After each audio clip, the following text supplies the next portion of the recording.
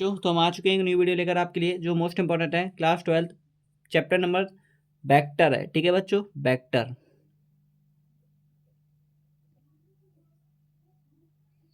Vector आपके लिए ये बी आपकी बड़ी हो सकती है। ठीक है बच्चों, मुझे नहीं पता लेकिन इतना मुझे पता है वेक्टर है। ठीक है, लेकिन थोड़ा मीनिंग वी हो सकता है, वैसे बी है कैपिटल। ठीक है, वेक्टर। देखिए वेक्टर आपके लिए सदिश जो होते हैं वो आपके, मैंने आपकी पहली क्लास करा चुका हूँ। ठीक है, तो आप उसके बारे में पढ़ सकते हैं। और अब हम पढ़ेंगे मोस्ट टॉपिक से रिलेटेड है। इसमें आपके लिए मैं क्वेश्चन एक आपके लिए लाया हूँ, जो आपके एग्जाम से मोस्ट इम्पॉर्टेंट टॉपिक का जो क्वेश्चन है वो है ये। देख लीजिए, आप क्वेश्चन को पढ़िए ध्यान से और करने की कोशिश कीजिए। नहीं होता है तो हम कराएंगे आपके लिए। ठीक है, देखिए, यदि ए वेक्टर, बी वेक्टर तथा सी वेक्टर को तीन सदिश है तो सिद्ध कीजिए कि B vector cross C vector cross C vector cross A vector equal A vector dot B vector dot C vector का होल सी वेक्टर। एक चीज मैं आपके लिए समझा दूं तो एक बार देखिए, आपके पास तीन सदिश हैं, ए vector, B vector, C vector. ठीक है, एक्स अक्ष, वाई अक्ष, जेड अक्ष। ध्यान देना अब यहाँ पे आपको कि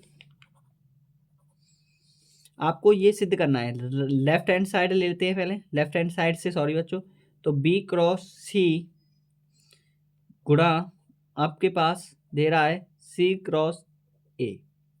एक चीज ध्यान देना, क्रॉस को जब हटाते हैं साइन थीटा आता है, ध्यान रखना।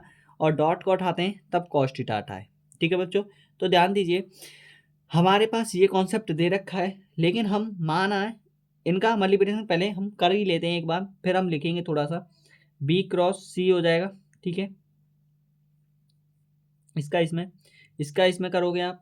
ठीक है, जैसे कि आपके पास ये पूरा ही मल्टीप्लिकेशन में है तो आपको मल्टीप्लिकेशन करने की क्या है, देखिए आप वही कर देते हैं फिर भी मल्टीप्लिकेशन। जैसे कि आपके पास पॉजिटिव में ही नहीं है, सभी एक ही इंक्लूडेबल है, तो आपके पास जैसे कि ये भी क्रॉस में हो जाएगा और ये भी क्रॉस में हो जाएगा।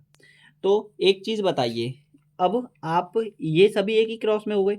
अब इनका एक चीज़ ध्यान देना, अब इस वजह से सी वेक्टर बाहर निकालते हैं तो आपके पास क्रॉस तो लग ही जाए। ठीक है, एक चीज़ ध्यान देना, जैसे कि यहाँ पे आपके पास है बी क्रॉस सी क्रॉस ए।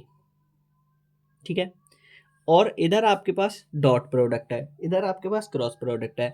तो यही आपके पास यही समस्या है कि इनको कैसे सॉल्व करना है, तो यही देखेंगे हम, तुम्हें बताते हैं। देखिए, यहाँ पे क्रॉस को उठाते हो तो आपके पास क्या आता है, क्रॉस को उठाते हो तो आपके पास जो साइन आता है वो 10 का आता है। ठीक है, क्रॉस को उठाओगे तो वो साइन आएगा आपके पास बी सी ए, और यहाँ पे आपके पास साइन आएगा साइन थीटा। ठीक है, समीकरण नंबर फर्स्ट मान लीजिए। अब इसी के इक्वल में आपके पास सेकंड है, राइट साइड लेंगे, राइट हैंड साइड से। ठीक है, तो ए बी डॉट में है आपके पास और सी, और बाहर सी डॉट सी वेक्टर। जब इसको आप सॉल्व करोगे तब आपके पास इनको डॉट प्रोडक्ट को हटाओगे तब आपके पास क्या आता है वहाँ पे, एक चीज़ बता देता हूँ आपके लिए, वो आपके पास कॉस थीटा देगा। क्या देगा, कॉस थीटा। ठीक है बच्चों, क्या देगा, cos theta.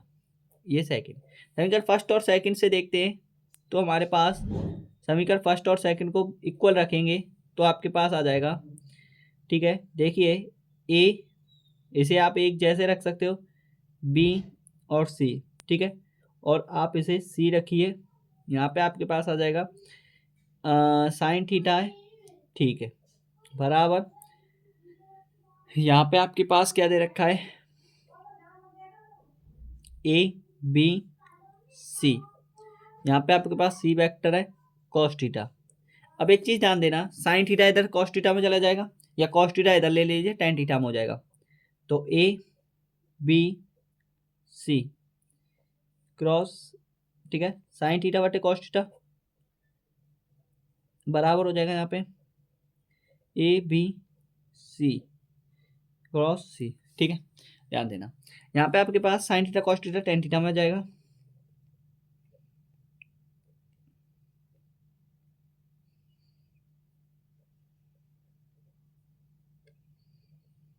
A B C और सी वेक्टर। यहाँ पे टेन थीटा जो होगा वो एक चीज़ ध्यान देना, एक मैं आपके पास कॉन्सेप्ट बता दे रहा हूँ। देखिए जब आपके पास टेन थीटा आएगा तो इसके पास 90 डिग्री का एंगल बनाता है। कितने का बनाता है मैंने बताया था।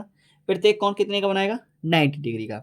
तो टेन 90 का मान इनफाइनाइट होता है। क्या होता है, इनफाइनाइट।